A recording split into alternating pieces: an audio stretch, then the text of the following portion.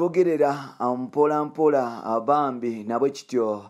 President Museveni asobodde okuba nti obolyawo appointinga mutabanyi wamanyikiddwa nga Major General Muhoozi Kainerugaba aveeyo asobole okuba nti agogola ettumba ku musajja mukulu amanyikiddwa nga Bobi Wine. Enkyukakyuka mu poliisi n'amagye ekoleddwa era nga wetwogerera amumu bali mu ssanyu jjerere. Tukaniriza mpola mpola ku mikutu gyaffe omuganzi ogumanyikiddwa nga Uganda Mukamuli amanya n'eddoboozi bampita Ntambi Kimso Nambaloni Kibweya Maxud Junior. Webale kuba nti otambula naffe, webale kuba nti otwagala, webale kuba nti Eva ojja wano ku soose n'osobola okuba nti ogafuna. Now Munnayuganda yonna gy'osinzidde okuba nti otuwuliriza nkutumiddeko blood, webale kuba nti obeera naffe, webale kuba nti otwesiga, webale kuba nti Eva ojano wetuli anogamba nti obolyawo yes katambule ne bano abitabo mpola mpola.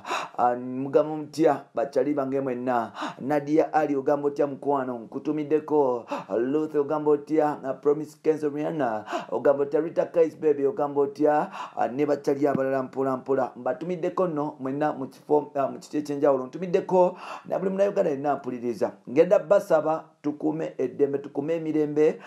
Yes kondera government eriko joyagale kusange ngoli mulamu betunakola effujjo tujja kumaliriza nga ffenna tuli mu makomero bolyawo n'okufa. So n'olwekyo ngenda kusaba bachali bange bavubuka bannange mikwano gyange nti bannange tetukozesebwa kuba nti tutunda bulamu bwaffe. Uganda eno yaffe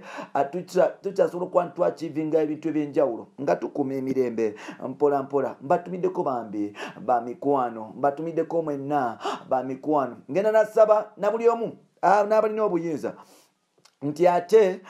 namwe mukozese bulungi obuyinza. Temukozesa buyinza kulumya abalala, temukozesa buyinza kutulugunya abalala, temukozesa buyinza kuliisa abantu balala kakanja. Nsubira ffenna tuteekesera okuba nti yes twegatta tukolere eggwanga lyaffe Uganda. Uganda eno ennyuma nga ffenna tuli balamu, Uganda ennyuma nga ffenna tuli bumu. Uganda ejja tunyumirwa nnyo ffenna nga tuusa kimu kubanga oba olyawo ebyobufuzi bibaawo era bimala n'ebiggwawo. So n'olwekyo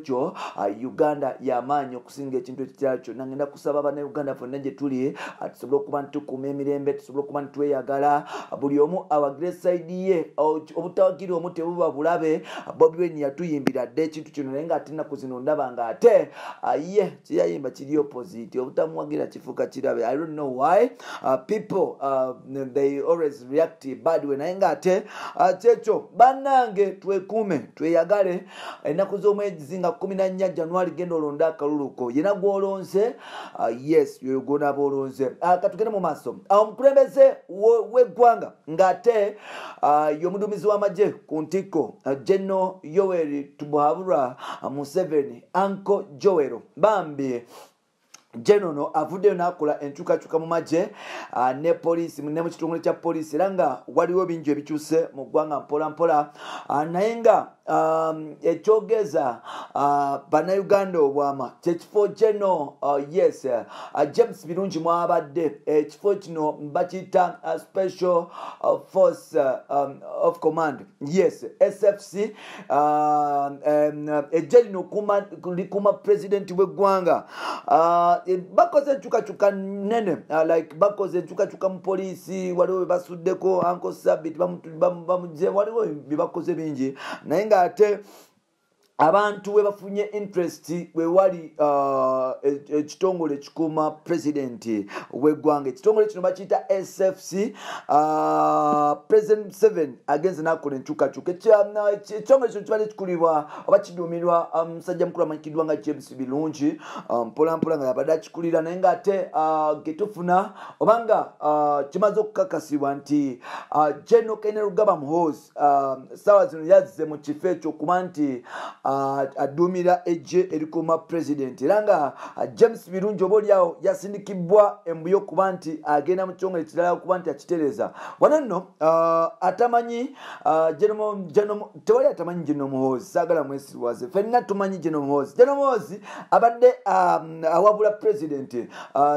Museveni mu operations ezimu special operations ezo nga boolaba ebigwa bitalaze ebyo ng'agenda n'agamba nti muvayo mukulu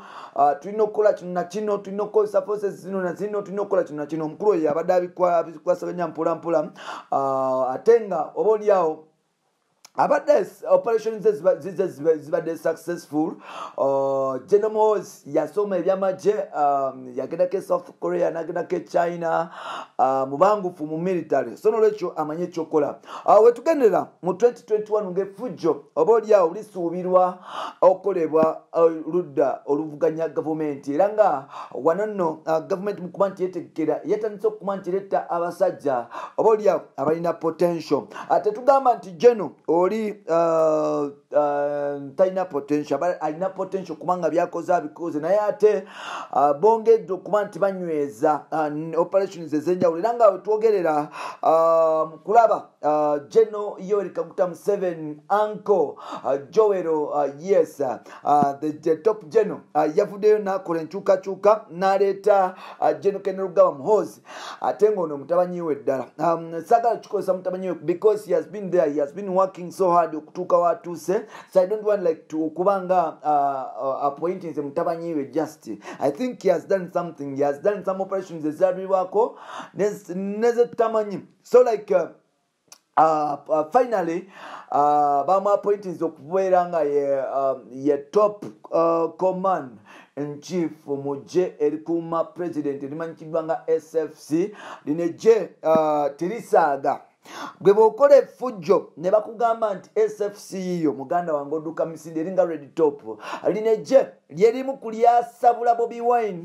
nerimuyuliza n'ensigo side ze Arua eyo lino ejje okumanya nga lya tabu te baliyita akuna muchezo bw'olaba omwana wa SFC duka misinde muganda wange abaana abo bakambwe nnyo bali well trained bali serious amagye ga Uganda gonna gali tough like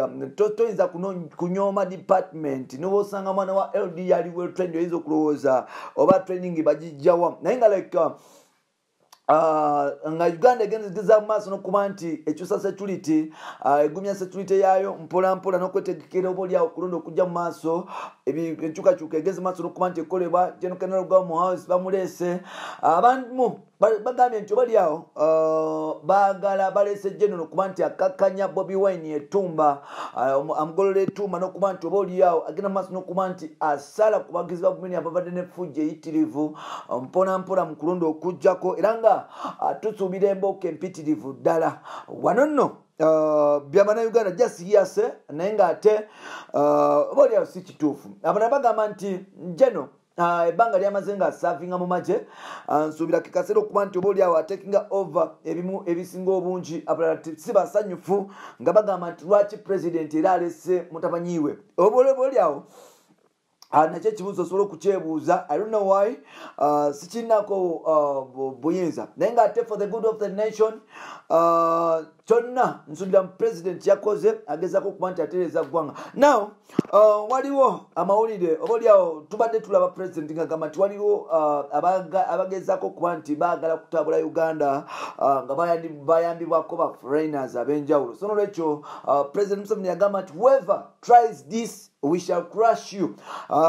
yagezaako okugamba nti gwe wenna agezaako okutambula eddeme mu Uganda ne balyoka bakukwatako muganda wange they will crush you, you will be killed for nothing so nolwekyo n'alabula ne baforeigner nti bagende ewaabwe mu nsi zaabwe babeeko ne bebeekolera kubanga ne mu nsi zaabwe zirimu ebizibu mpola mpola Museveni yavudde n'agamba nti bwenna abagezaako okutabula emirembe mu Uganda abaagala okutabula emirembe mu Uganda temujja gitabula nammwe abagezaako okuba abantu ab'enjawulo nti temujja bakuba kubanga ensi eno ya munnayuganda ya buli muntu oba wagira kibiina kyo oba kibiina kyo oba gwani ya munnayuganda so munnayuganda waddemu okuba nti yes akola byakola mukolakola enkyukakyuka tulabye nti bingi ebibadde bitegenda mu bulungi mu for example bwabaddewo ebitagenda bulungi mu poliisi n'amagye naye ate n'effujjo abantu ba bulijjo lye babadde bakola ku poliisi n'amagye libadde ppitirivu nnyo n'olwekyo so n'olwekyo oba oliawo baagala kugumyamu system nakwongera bukugu n'engeri y'ebintu gye genda otambulamu yenkyukakyuka eno before yes 2021 kubanga akalulu ke tugenda mu kali so delicate nti kyonna eggwanga lina okubeera ready whatever comes basobole okuba nti banolinga situation bulungi byebyo Bapita Ntambi Kimso mwebale kuba nti mutambula naffe mwebale kuba nti mutwagala nsuubira ffe wano tubeera balance muganda wange ebya government tubiripotinga n'ebyopposition tubiripotinga ate twagala mugamba nti ate twekubira erudda nti ate government tetugyogerako nti ate tetwogera ku opposition. We want to be balanced because byonna biyamba eggwanga government eyamba eggwanga oba olyawo n'abawagizi ba government bayamba eggwanga so olwekyo tuli ready okuba nti batuusaako byonna nga bwe biba bitambula. Bye bye for now. I'm Ntambi Kimso, Rich Boy Maxodi Jr.